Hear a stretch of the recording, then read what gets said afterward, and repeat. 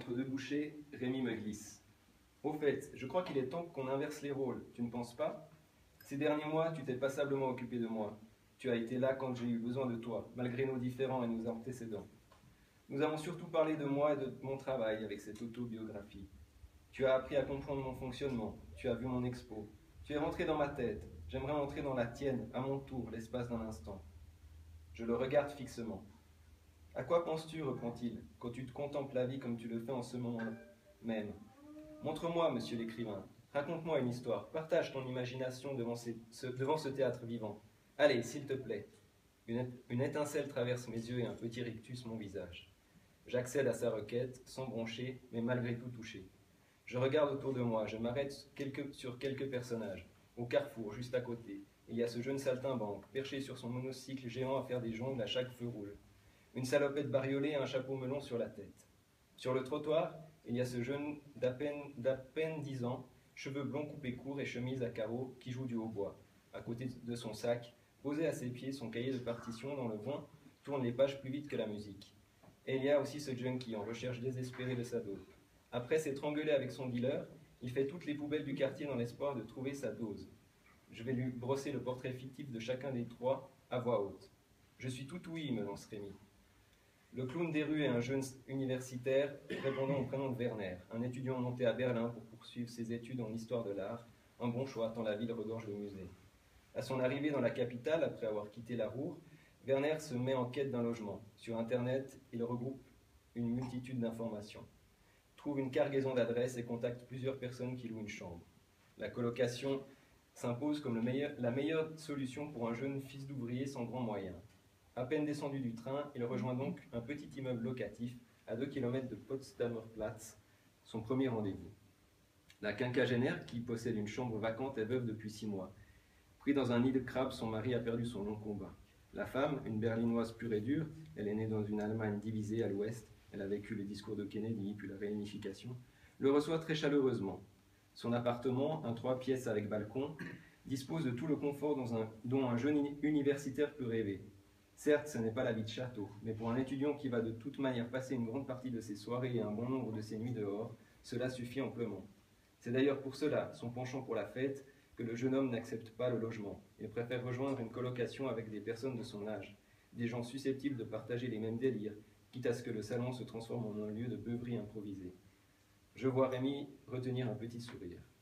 Le jeune étudiant prend poliment congé de son hôte, agrippe son sac et son monocycle. Je ne l'ai pas encore mentionné, mais il est monté à Berlin avec son monocycle. Il fait du cirque depuis l'âge de 10 ans. Il se rend de l'autre côté de la ville, 2 rues derrière Alexanderplatz, pour son second rendez-vous fixé par mail via le site de recherche de logement. Il frappe à la porte, et un jeune homme avec un léger accent ibérique lui ouvre. Il l'invite à entrer et il s'installe sur le canapé. Il taille le bout de grain un moment, puis bien une heure, et boive des bières.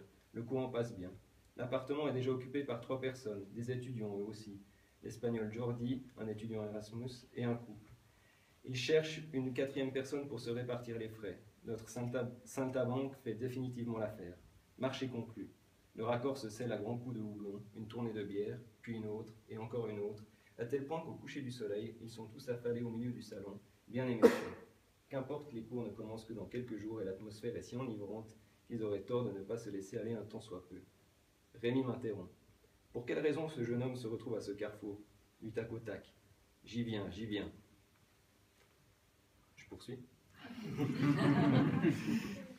Le jeune étudiant en histoire de l'art a cependant un autre problème, du genre à vous plomber le sommeil. Il lui faut trouver de quoi vivre, de l'argent. Il a obtenu une bourse pour ses études, mais d'un montant guère astronomique. Ce soutien lui permet amplement de couvrir le modique loyer. Werner doit donc trouver un moyen de récupérer quelques euros pour se payer au minimum de quoi manger. Il décide de faire usage de ses talents, persuadé que dans cette ville, tout est possible.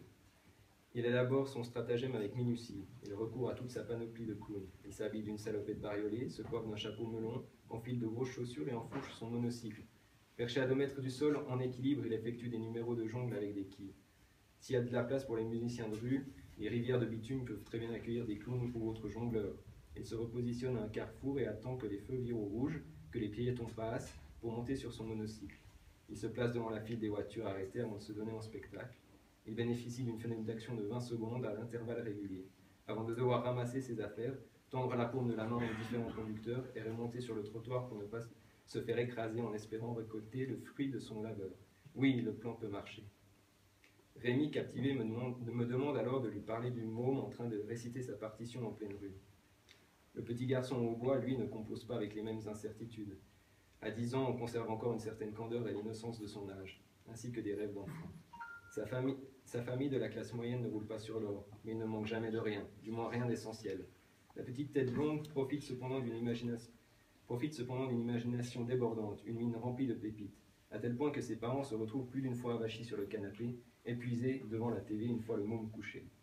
Gustave n'est pas un enfant hyperactif, au sens médical du terme, mais il est plein d'énergie.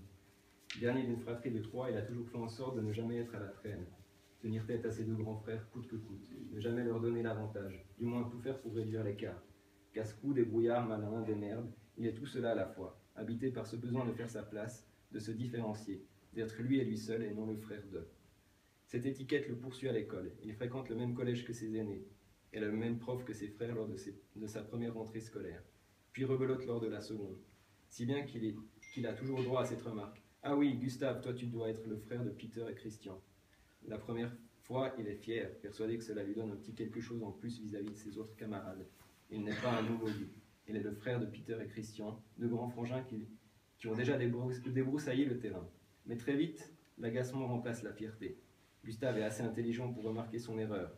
Lui, le Benjamin, n'existe pas en tant que tel, mais à travers ses 2 aînés, catalyseurs du regard des professeurs. Il va donc trouver un moyen de se démarquer. Rémi me coupe. « Ah, pour se démarquer, je le verrais bien faire... Enfin, c'est ton histoire, et tu es moins enclin à verser dans de gros délires. Vas-y, excuse-moi, poursuis. » Le petit garçon songe d'abord à faire la loi dans le préau, être respecté et craint tout à la fois. Voilà une belle idée. Non, cela pourrait lui rapporter plus d'ennui que de satisfaction. Il abandonne donc cette première option. Alors quoi? Que faire? Il ne souhaite pas demander conseil à ses 2 frères et veut trouver la solution tout seul. Diable, une solution existe sûrement. Très vite, il s'aperçoit qu'il a un don, une facilité. Il assimile rapidement la matière, réussit sans trop devoir travailler, au début. Puis il décide d'en faire plus que les autres, et les résultats arrivent, suite logique, naturelle. Après quelques mois et autant de tests, il n'est plus Gustave le frère d'eux, il devient Gustave le premier de classe. Il suscite l'admiration du corps enseignant comme de ses camarades, même si cela ne le met pas à l'abri de quelques jalousies enfantines. Il est doué en littérature, en géographie et en histoire. Et ce qu'il adore par-dessus tout, c'est la musique. Son frère aîné, Peter, apprécie le métal. Christian, lui, suit la même lignée. Gustave, pour sa part, aime le classique. Est-ce parce que sa mère, alors qu'il n'était qu'un fœtus, écoutait Mozart et Beethoven en boucle, ou est-ce simplement un hasard? Toujours est-il que Gustave préfère à l'artillerie lourde des groupes de ses frères la douceur et l'élégance des compositions de petits prodiges et grands virtuoses. Il aime tellement la musique qu'un jour, il demande à ses parents de l'inscrire à des cours particuliers, du piano pour débuter. Puis il bifurque sur les instruments avant, la flûte, et pour finir le hautbois. Il adore le Lac des Cygnes de Tchaïkovski. Lors de chaque cours, de chaque répétition, il met toujours une application extrême. Son côté perfectionniste, briller, exceller. Toujours, tout le temps. Lors des premières séances, il impressionne directement son moniteur. Dextérité, talent, don, appelle cela comme tu le désires, une certitude. Gustave a quelque chose, ce petit plus qui le rend spécial, unique. Je dois peut-être lire la fin sans donner le résultat. Ouais. Non, tu ne le donnes pas. La fin de celui-là. Ouais. Me vient alors la fin de mon récit. Les 3 jeunes ne se connaissent pas, ne se fréquentent pas, mais se retrouvent poussés par le même dessein, gagner facilement de l'argent pour subvenir à leurs besoins. Des pulsions primaires. Certes, celles-ci ne sont pas du même ordre, pas de même nature. L'un veut se payer une vie d'étudiant décente, l'autre souhaite s'offrir les hobbies de ses rêves, et le troisième désire s'acheter une survie mentale à défaut d'être physique. Tous ne rencontrent pas le même succès. Le saltimbanque se heurte aux vitres bien fermées des voitures, les conducteurs refusant d'ouvrir leur portefeuille. Le junkie est toujours en train de chercher de quoi soulager son état de manque, les nerfs à fleur de peau. Seul le petit garçon, aussi surprenant que cela puisse paraître, s'en sort. Les passants s'arrêtent, lui glissent quelques euros dans la petite boîte en métal prévue à cet effet. Une fois sa caisse bien remplie, la petite tête blonde ramasse son sac, son cahier et son argent et poursuit sa route. Et Rémi et moi, nous restons là, tous les 2 sur cette terrasse, heureux sans plus dire un mot.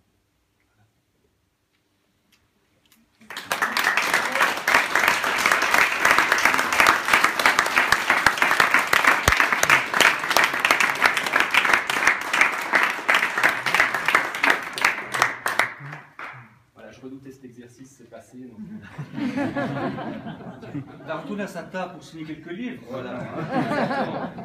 Voilà. Vous savez On va retrouver. Merci beaucoup.